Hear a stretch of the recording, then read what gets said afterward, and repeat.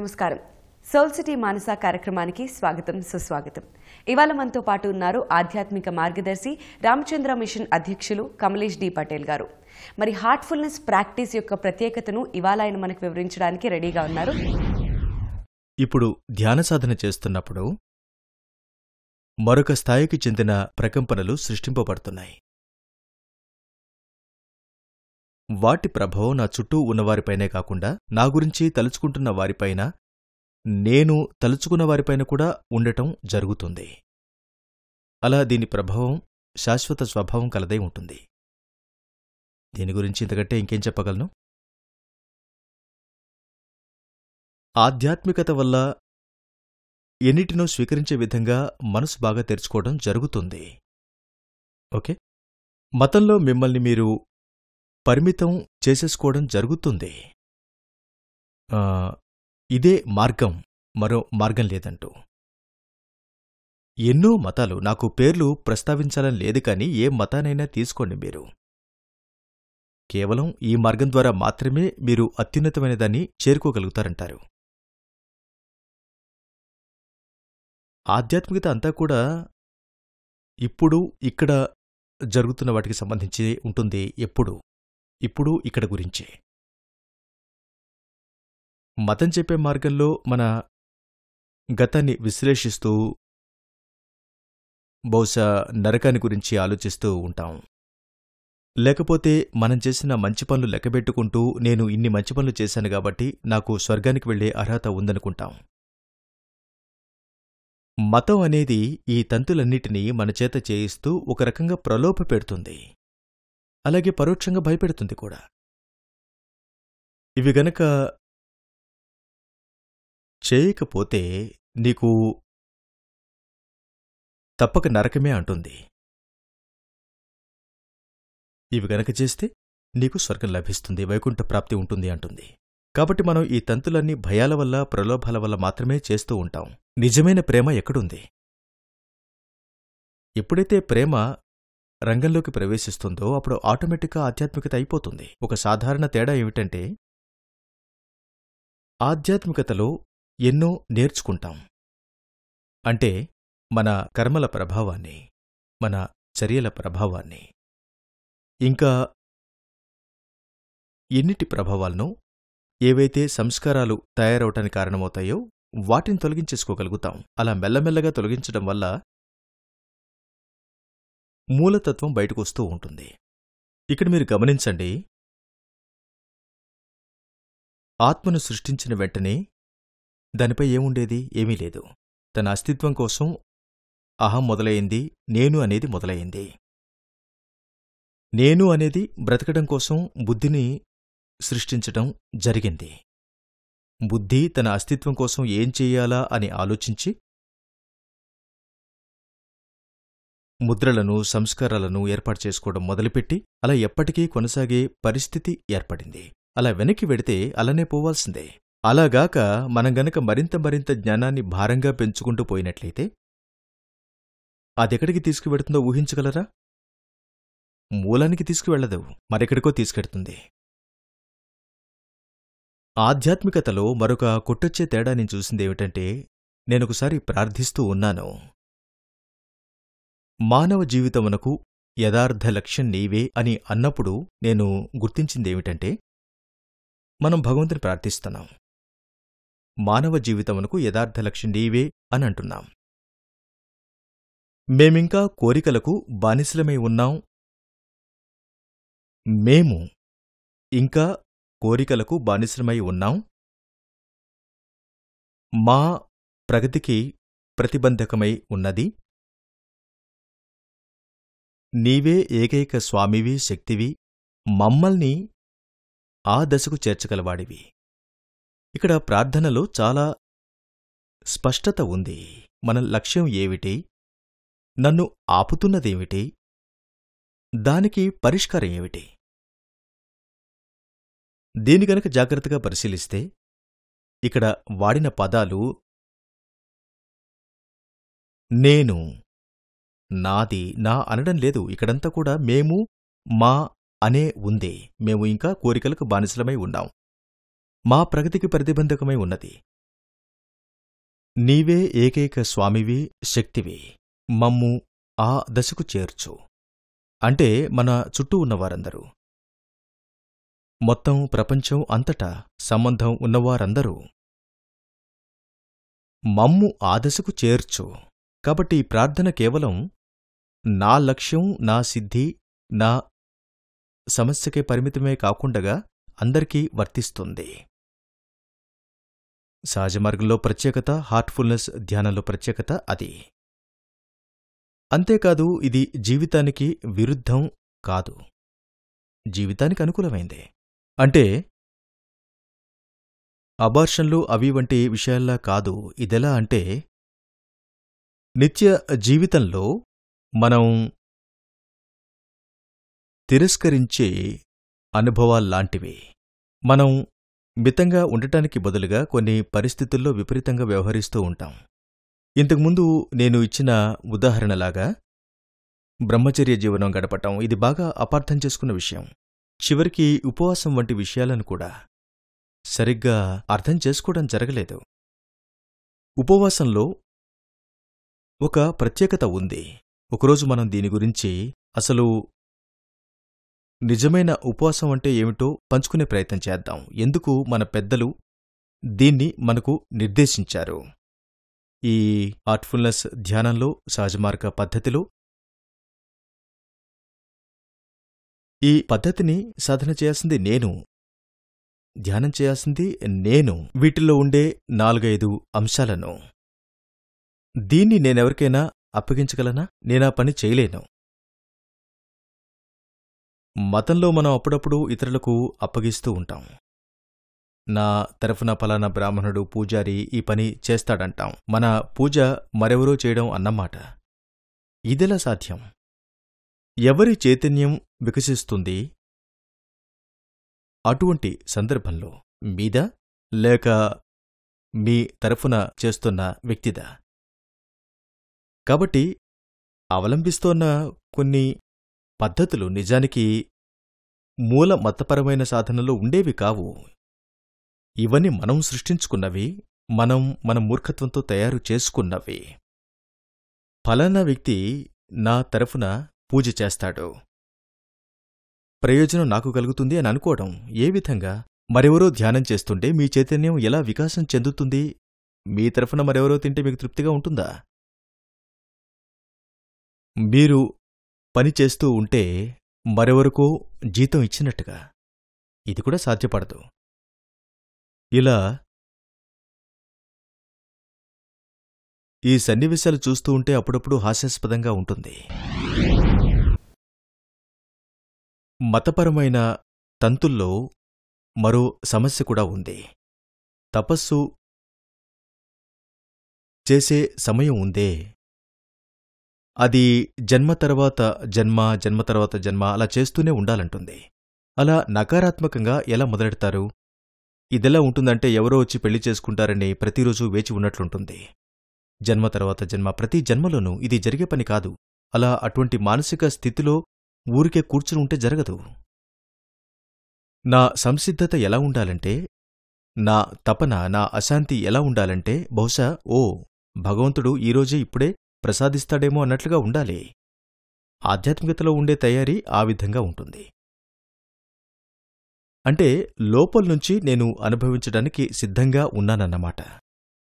అదే మతంలో కనుక అయినట్టయితే ఇప్పటికే మీరు చేయవలసిన పనిని వేరొకరికి అప్పగించేశారు. ఒకవేళ భగవంతుడు దర్శనమిస్తే ఎవరికిస్తాడు ఆ దర్శనం? కాబట్టి మనం ఇటువంటి వాటిల్లో కొంచెం తెలివిగా ఉండాలి. మనం తపస్సు చేస్తున్నప్పుడు అది నేనే చెయ్యాలి. తపస్సు అనేది ఒక కసరత్తు లాంటిది. ఒక రకమైన మానసిక స్థితిని సృష్టించడమే దాని లక్ష్యం. చైతన్యాన్ని ఒక స్థాయికి తీసుకురావడం ద్వారా ఆ భగవంతునితో అనుసంధానమై ఉండటమే ఈ తపస్సు లక్ష్యం తప్ప మరేమీ కాదు. యోగా లక్ష్యం ఏమిటి?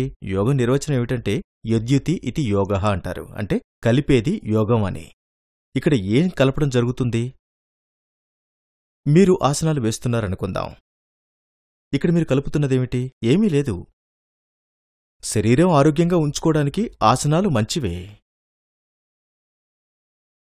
ఆసనాలు వేయడం ద్వారా ఆరోగ్యంగా ఉండి ధ్యానం చేసుకోగలుగుతాను, భగవతారాధన కూడా చేసుకోగలుగుతాను, భౌతిక జీవనాన్ని కూడా సరిగ్గా గడపగలుగుతాను.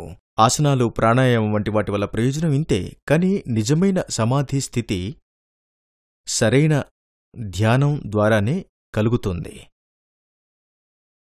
సమాధి అనేది ధ్యానం చేయగా వచ్చే ఫలితం. సమాధి పొందడమే లక్ష్యం కాదు కూడా, ఇంకా కొనసాగుతూనే ఉంటుంది.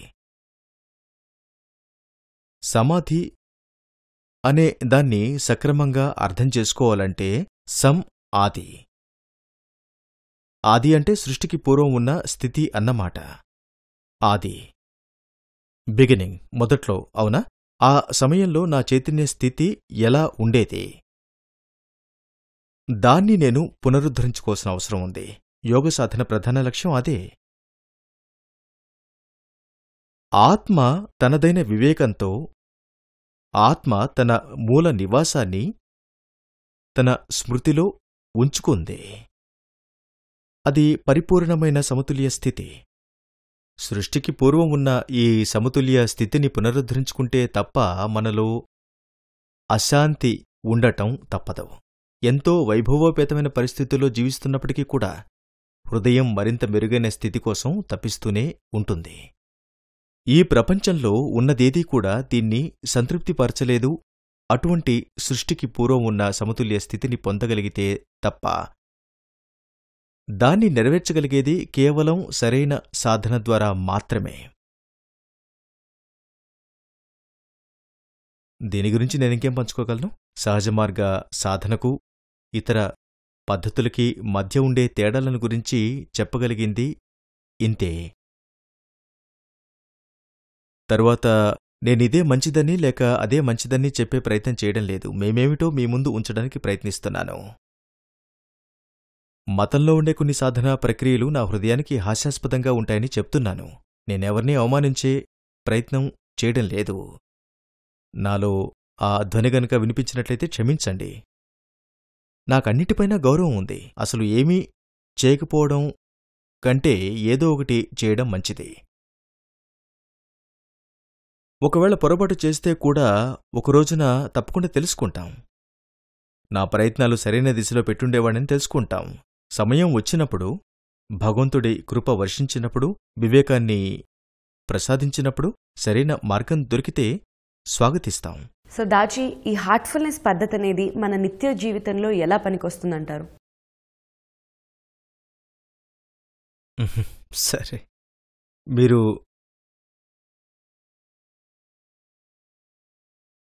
మీ రోజును కోపంతో మొదలుపెట్టారనుకుందాం,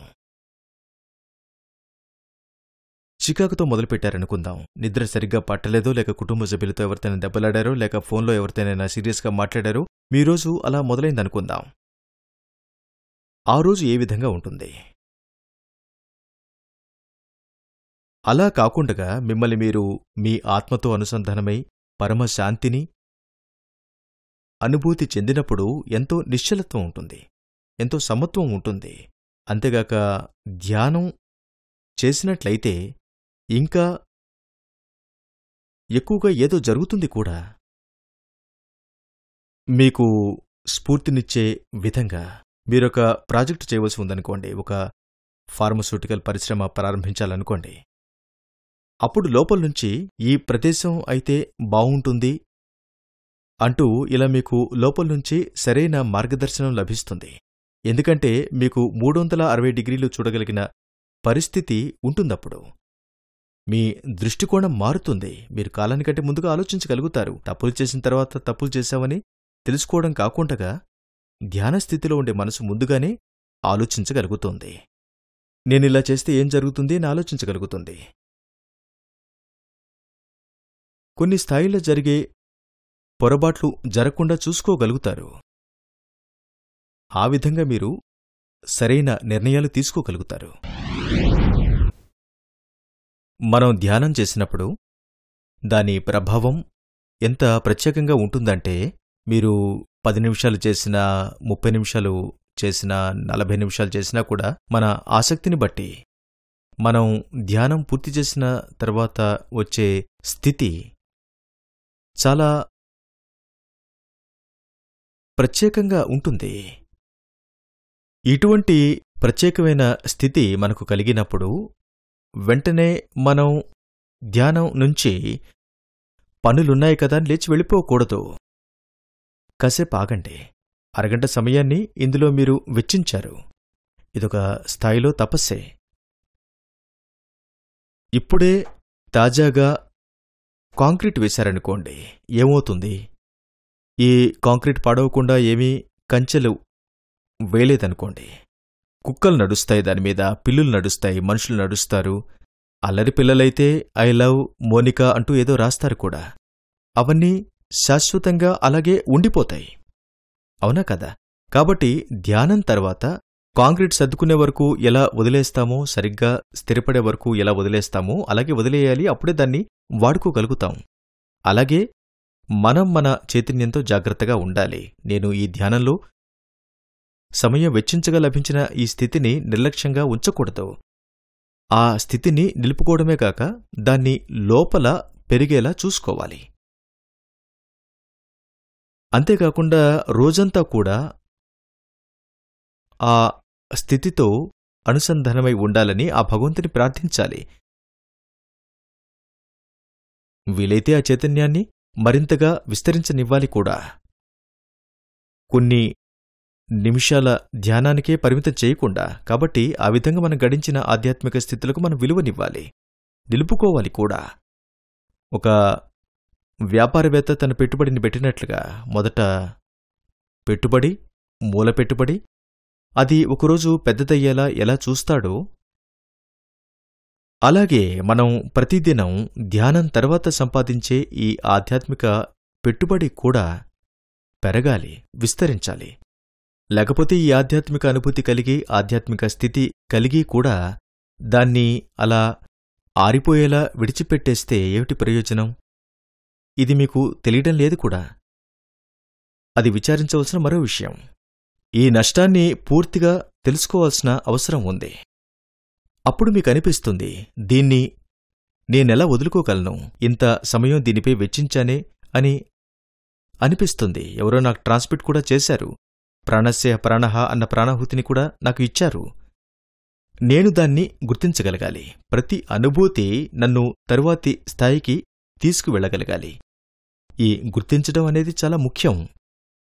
మీ పాప, మీ చిన్న పాప పొద్దున్నే లేచి daddy happy birthday to you అంటూ ఒక పువ్విచ్చిందనుకోండి. మీరు మీ వ్యాపార హడావుల్లో తీరికలేదు మీకు. ఆ పువ్వు తీసుకుని డైనింగ్ టేబుల్ మీద అలా పడేసి వెళ్ళిపోతారు. అప్పుడా పాప హృదయం ఎలా ఉంటుంది? మీరు తిరిగి ఇంటికొచ్చేసరికి ఆ పువ్వును చెత్తకుండిలో పడేసుంటుంది మీ పని మనిషి.